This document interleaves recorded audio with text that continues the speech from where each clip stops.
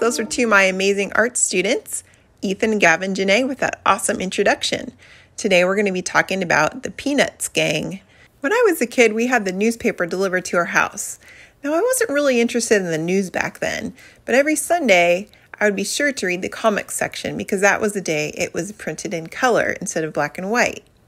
My favorite comic was Peanuts. The Peanuts comic strip was created by cartoonist Charles Schulz and was first published in October of 1950. There is a Charles Schulz Museum in Santa Rosa, California.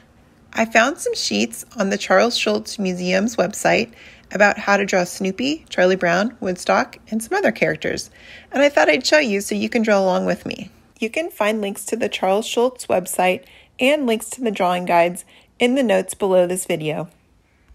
Pause the video anytime you need to stop and draw. Let's start with Snoopy. You can use a pencil or a pen, whichever you prefer. We're going to start with his nose by making a letter C. Once you get to the top of the C, you're going to make a little bump to do the top of the head, goes up a little bit, and then it comes down around, and then it curves into his ear. Now we're going to add 2 lines down for the neck. Well, actually 3, because I messed up. That's okay. Now I'm going to add a little dot for the eyeball, a little fur on top of his head, and I'll color in the ear later. Add a smile, and then a little collar. Next, we're going to start with the back line of the neck, come down to make his back, curve it up so that you can make the paw. Then we'll start at the front of the neck. We'll come down and curve that around to make his belly. Now we're going to add the tail, curve line, curve line. And next we're going to add the legs, put 2 little straight lines down. And the feet are really big on Peanuts characters. I'm making them a little oversized. See that? And then we're going to do a second one right next to it. The one in the back, you don't see the whole thing. Just like that. It's kind of like an overlap. Next, I'm going to grab a black pen and I'm going to trace all my lines. I'm also going to color in the nose, the ear, the mouth, the eyeball, and then when I'm done with that, I'm going to go and erase all the pencil lines so that I can only see the black lines. Next up is Charlie Brown. We're going to start by drawing a rainbow shape for the top of his head, followed by, on the left side, a letter C for his ear, and then we're going to continue the rest of the rainbow shape on the bottom to make it almost like a circle. On the right side, you're going to add a backward C for his right ear, and then we're going to put 2 little dots for eyes. Charlie Brown has these frown lines on his eyes. They're like a little extra line. Just add those. And the nose, another backward C right between his eyes. And he's got kind of a frown. We're doing a little bit of a squiggly line for his mouth.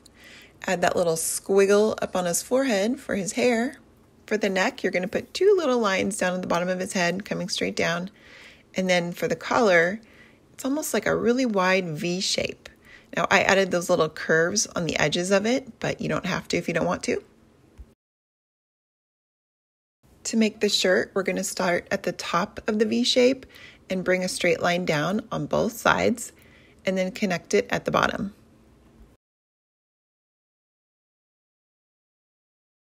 Drop 2 lines down on either side and connect them to make the shorts.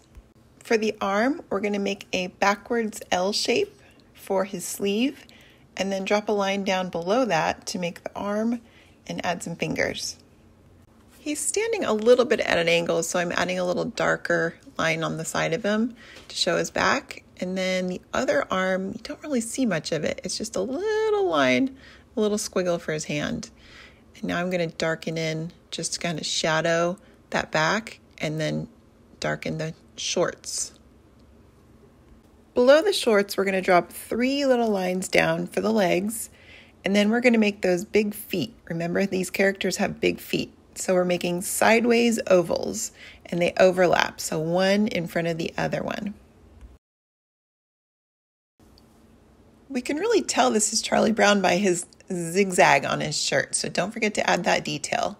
You do one zigzag, and then the one below it, you're trying to try and match up with the points, and then color it in. Now we're going to add those last finishing details. We're going to draw 2 little lines for the socks, And then shoelaces, I draw a loop, and 2 straight lines. Loop, loop, 2 straight lines.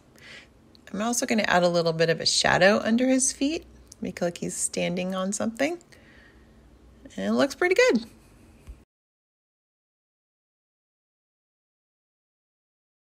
Okay, let's draw Woodstock next. Woodstock is one of the easier characters to draw. It's not very many lines, but the first line is the most important one, so you might need to try it a few times before you get it right. It's kind of like a sideways S, and from the bottom of the S, draw a little body. It's just a little curve line, and on the back side, the curve goes the opposite direction. His face is just 2 little eyes, 2 little dots, no other facial expression. For the feathers on the top of his head, the first feather on front of his face is already there, so now we add 2 more on top. Towards the back of the head, it's more like a V-shaped feather, and then 2 more below that. Woodstock's wing is like a skinny letter W. And then after that, you're going to add the tail.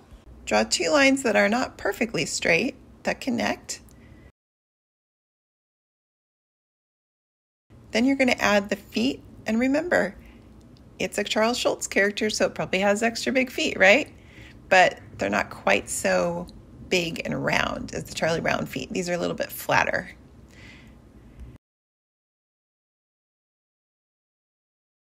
Now let's add a speech bubble, and it will be in Woodstock's language. So we're just going to do these little dashed lines to make it look like words. Lastly, I'm just going to grab my yellow marker and color him in. My yellow is not exactly the same color yellow as Woodstock, but it's close enough.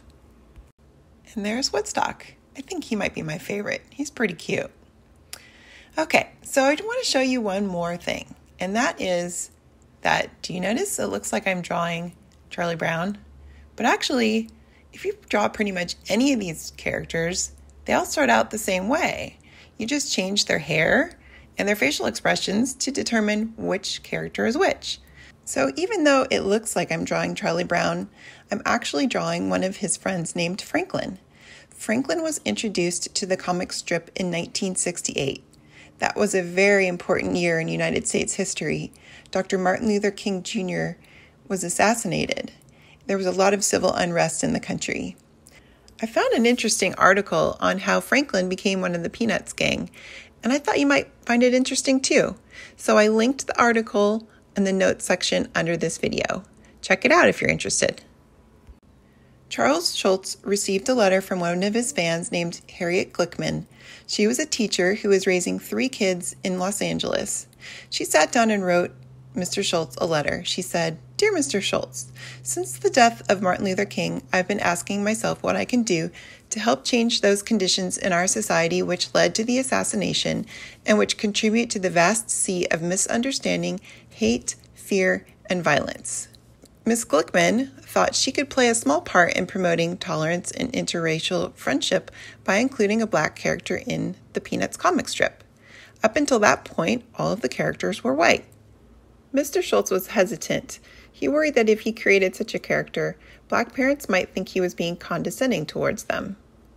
But Miss Glickman asked 2 of her Black friends to send him some ideas on how to make a Black character relatable. And that was all it took. On July 29th of that year, Franklin entered the Peanuts comic strip. I thought this was such a cool story because it just goes to show that sometimes taking a small action, like writing a letter, can end up having a pretty big impact. Anyways, let's get back to drawing Franklin.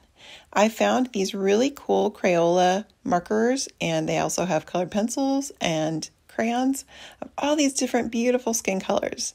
And I'm not sponsored by Crayola or anything, but these are really helpful if you like to draw people. I highly recommend them.